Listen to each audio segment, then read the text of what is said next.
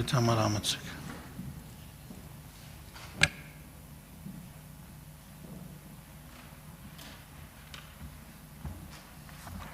Շնորհակալություն, պարոն Արշակյան, հարգելի գործընկերներ, ես պետք է մի քանի միտք փոխանցեմ։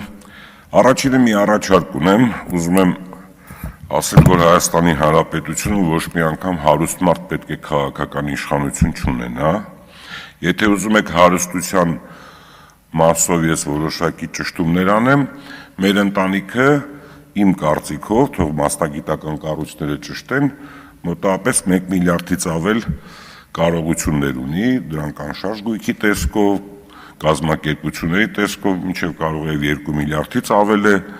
բայց ես առաջարկում եմ, որ պետք է Հայաստանի ոչ միայն Հայաստանի, պետական ինստիտուտները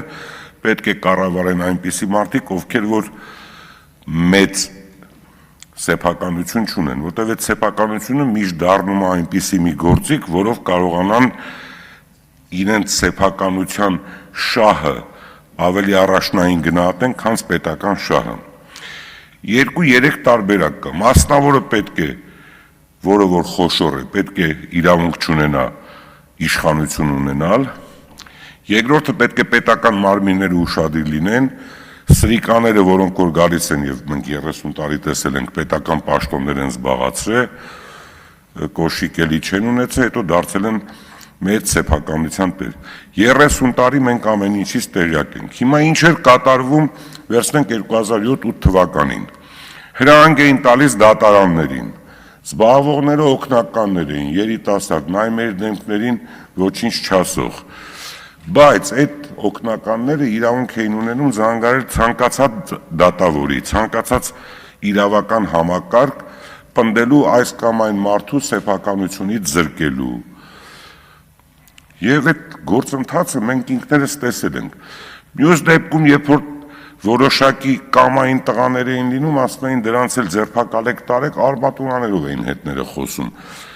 Հիմա պետությունա ձևավորվում, ստեղծվում է, լավ ինչ են ուզում։ Ես վերջերս մեկին հարցնում եմ, ասում եմ, ինչ կա, ինչից ես դժգոհ։ Ասում է, չէ, ամեն ինչ լավ է, ասում եմ, ինչ ես ուզում, ասում է, չգիտեմ։ Ես խնդրում եմ, սիրելի հայաստանցիներ,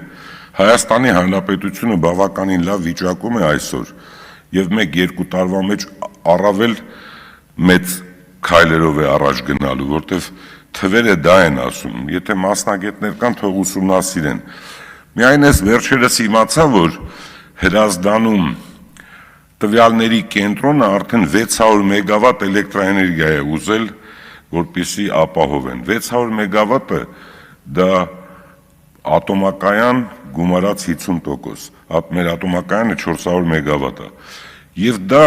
365 օր վճարելու են այդ էլեկտրաէներգիայի համար, պատկերացնեք մեր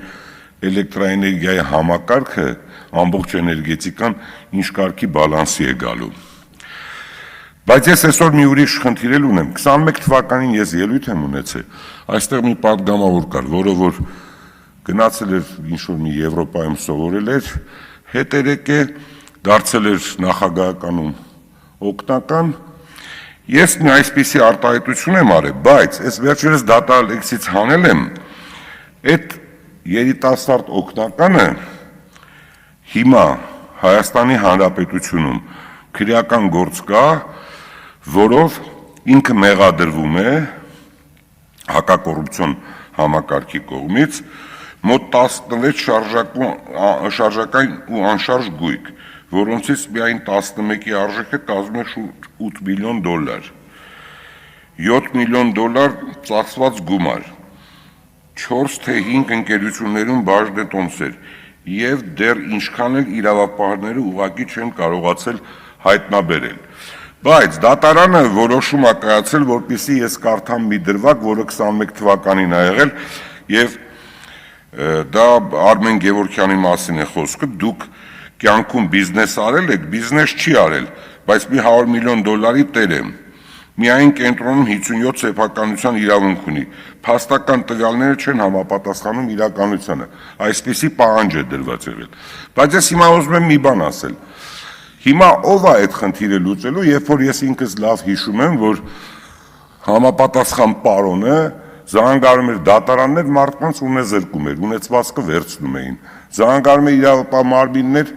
ճնշումներ էին գործադրում։ Սրա պատասխանը, թեկուզ անցել է 16-17 տարի, 18 տարի, ով է սրա պատասխանը տալու։ Մենք խնդիրներ ունենք,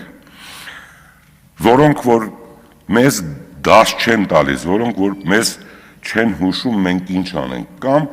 մարդիկ շղարշ են ստեղծում, սկսում են ինչ-որ բողոքել, սուտ լուրեր, կեղծ լուրեր Հայաստանի Հանրապետությունում տարածում են տարբեր լրատվամիջոցների միջոցով։ Այս ամեն ինչը պետք է վերջ տրվի, պետք է բոլորը միանան եւ Հայաստանի Հանրապետությունը զարգացնեն։ Ինչ է իրանց ուզածը, ինչ են ուզում, որ ինչ անեն։ Չի լինելու Հայաստանի Հանրապետությունը զարգանալու է, Հայաստանի Հանրապետությունը կառավարելու են քաղաքական գործիչները, որոնք որ չունեն մեծ հնարավորություններ,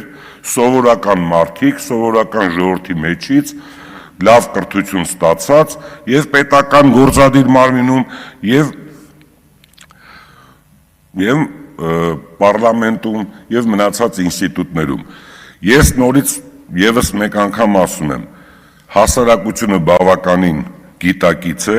հասարակությունը շատ լավ հասկանում է տարբերությունը, եթե չի հասկանում, նորից թող տարբեր լրատվամիջոցներ այդ ամեն ինչը ներկայացնեն, հանեք բոլոր նյութերը տարիներ, տասնյակ տարիներ առաջ ինչ է կատարվել, ինչ ձևով են մարդկանց հետ վերաբերվել, ինչ ձևով են կեղծել ընտրությունները եւ ինչ ձևով են կառավարել այս երկիրը։ Չհասկացանք, մենք ծնվենք մեր երկրում, ապրենք, մեր ունեցվածքից էլ տանք, ասենք, աջակցենք, որպեսզի մեր ուժային համակարգը ուժեղ լինի, վերջում իմանանք, որ ոչինչ չեն ծախսել, միտեղ, չգիտեմ, կանսերվի բանկա էր, այն մյուս տեղը, լավ, հասարակությունը չի տեսնում, կանսերվի բանկեն ինչա, հարգերով բետոնացված նկուղներն ու չգիտեմ ինչ պաշտպանված պաշտպանական դիրքերը։ Խայտառակությունը, լավ։ Ես խնդրում եմ այդ ամեն ինչը ամեն օր, եւ պարոն Ալեքսանյան, ձեզ էլ եմ խնդրում, շատ ավելի շատ տարածեք, հասարակությունը թող այդ տարբերությունը իմանա եւ ես կարծում եմ կունենանք այնպիսի Հայաստան, ինչպիսին որ ցանկացած գիտակից մարդ երազում է։ Շնորհակալություն։ Շնորհակալություն, պարոն Բաբայան, համեցեք կենտրոնական ամբիոնի մոտ Աշուչ անձնախմբի նախագահ, տեղեկատվական համակարգերի կարգավորման